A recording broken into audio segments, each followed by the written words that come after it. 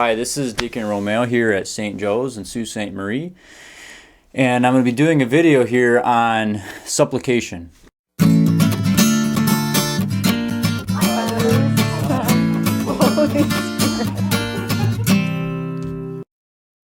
How is the shutdown affecting me? It's been pretty rough at times, everything has changed.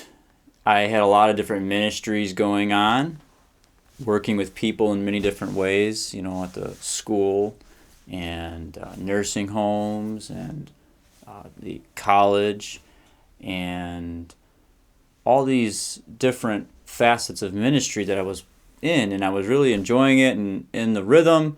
And then all of a sudden, everything just came to a crash. That's it. It just all stopped, and we had to think of new ways to minister and that sort of thing. And a lot of it has turned into the more digital format that we're doing now. So a lot of those adjustments were hard for me, and it's also been a challenge too, just to be in the same place every day.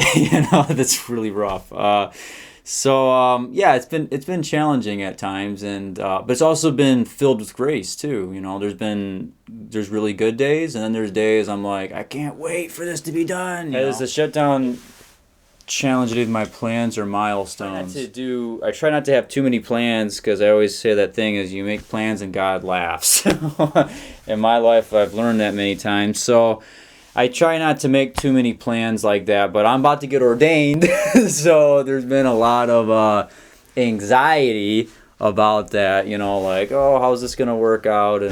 And yeah, so there's a lot of sadness there, because it seems like it's going to be a private event more, and that's what it seems like at this moment, so I don't know what's going to happen. There's a lot of uncertainty, and this is already a time where you kind of get more excited, and there's a lot more coming together. So for me, it's a trying experience, because there's so much uncertainty, So that's how it's been challenging to me, is just all the uncertainty and just having to have faith in this. And I've been studying to be a priest for 10 years now, so it'll be a whole decade. So this is a great climax to this decade. So the encouragement I can offer during this is just to trust that God knows best. This is ultimately a thing about authority, and that everything that happens for a reason. I know that can sound kind of cliche or whatever, but it's true. God's justice is undying, and we have to realize that in life, what happens for our good and the good of others. And it may appear to be evil at times, a lack of goodness or a lack of grace, but that's why we have faith and hope and love. God's ways are not our ways, and we have to realize that our vision needs to be corrected, not God's. Sure.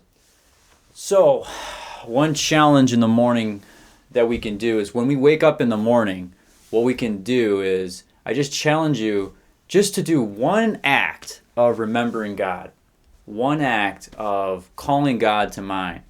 A simple way to do that, I think, is by starting out the day with a Hail Mary, an Our Father, a Glory Be, or a St. Michael prayer. Just some simple prayer you can do, or even just a conversational prayer from your heart, or calling just on Jesus' name, or Mary's name, or Joseph's name. Do something like that right in the morning, and some act of consecration to the day. One way to do it too is also just to give your heart, make an act of consecration to the Sacred Heart of Jesus, or something like that. Some simple devotional prayer, because it's amazing that somewhere St. Augustine has written that doesn't matter how lofty and intellectual you are, the capping of all of our potentiality as a person is in devotion. And it doesn't mean that we don't do anything else but devotion, but that devotion needs to be the devotion to God, right? A prayer of the heart needs to be the the real form of our life, and the real center and heart of our existence is that devotion. And it doesn't matter how smart you are. If you were a St. Augustine, you're a super intelligent person, he still moved his whole life around devotion. So I challenge you in the morning just to do some act of devotion to our Lord